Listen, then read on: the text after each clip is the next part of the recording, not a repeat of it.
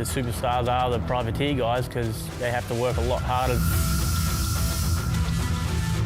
All the privateers that come to Dakar from me are crazy.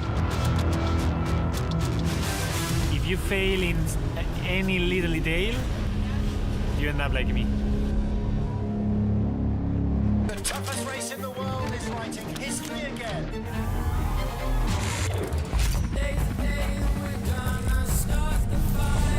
Dakar dominates my whole year, basically. We've been creating this dream all together, racing Dakar. We are a group of friends. We are not pros of the motorbike.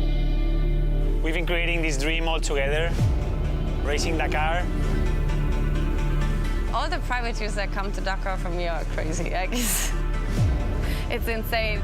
It's really amazing why so many amateurs take 100,000 euros to put it on the table, and they say, okay, let's go for a 2 week of racing, and it's really always not so funny.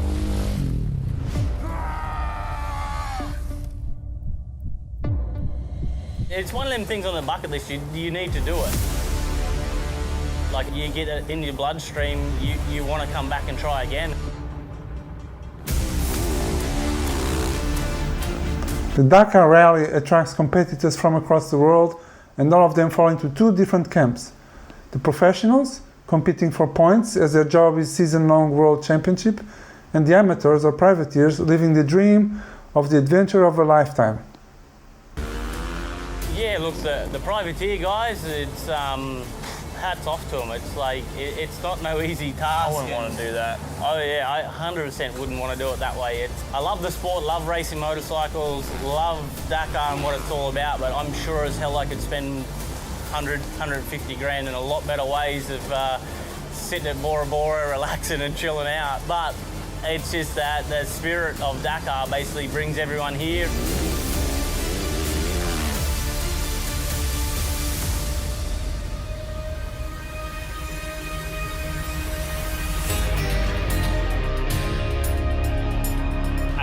Carlos Libre. I am part of this amazing team, the All-One team. We are 7 pilots expecting to finish Dakar 2024. And All-One, it's a beautiful story of a guy that was pushing himself with his twin brother, with me, and his friends to accomplish many dreams in life. Alex passed away in a motorbike accident 5 years ago. That was super tough for the team. The day I went to Alex's room, I found his list of 101 dreams to do in life. And actually that encouraged all our environment, not only friends, not only family, like a lot of people, in order to keep on pushing for our dreams. And now we decided to go to push ourselves to the biggest ever dream that we've had with Alex, which is Dakar.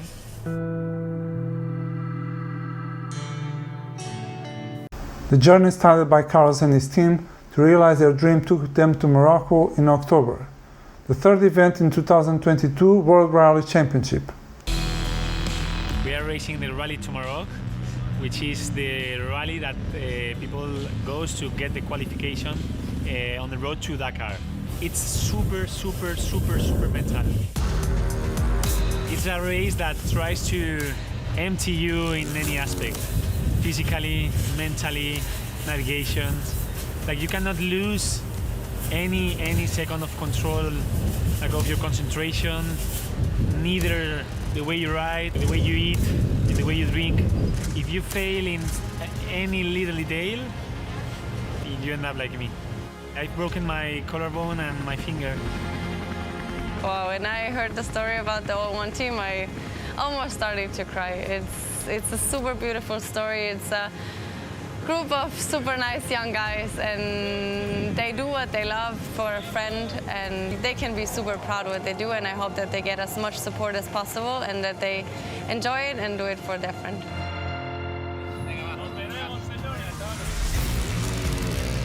The team follows exactly the same route and rules in the desert as the professionals, but the similarities end there.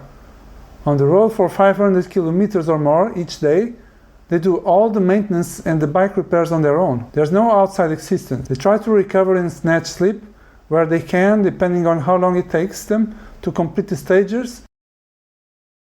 There is a big difference between professional teams, factory teams, and amateurs, because the program of a factory team is full. You have all the year with many tests, you ride a lot, you do all the races of the championship.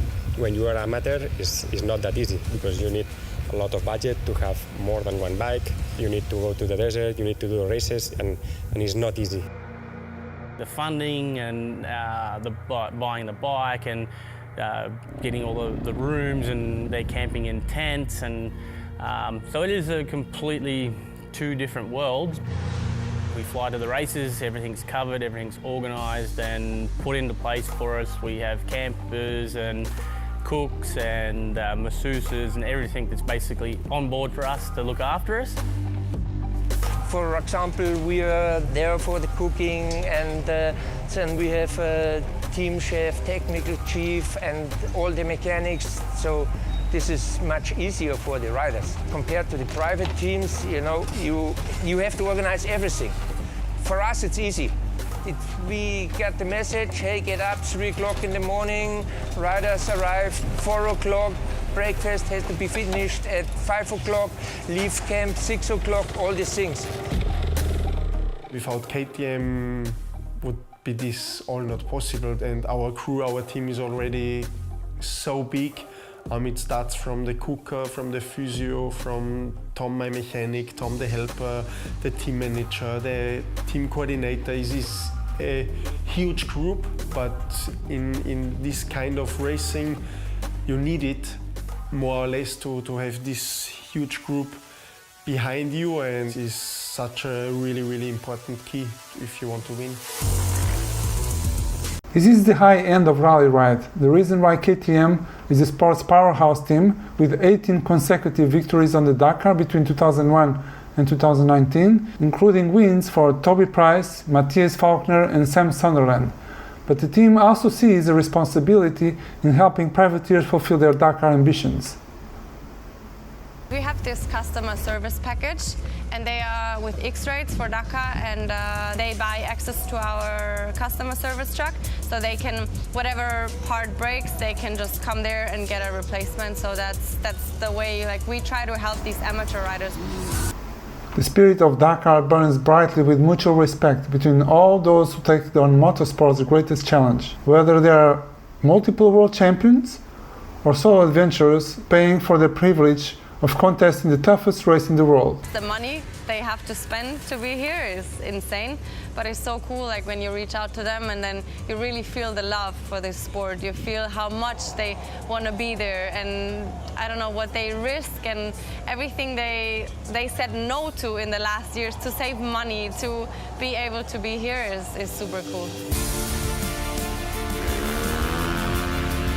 All the images, the feeling, what you get back from such a cool, nice race, it keeps forever in your memories, and I think this is the reason why so many amateurs also go for this big challenge. Yeah, something that I love deeply of this race is that you get to, talk with the pros as they were your friends in front. So it's super casual, super transparent, super friendly. It's something that it creates this climax, this special climax of this sport. So that would be one of the reasons why I love rally.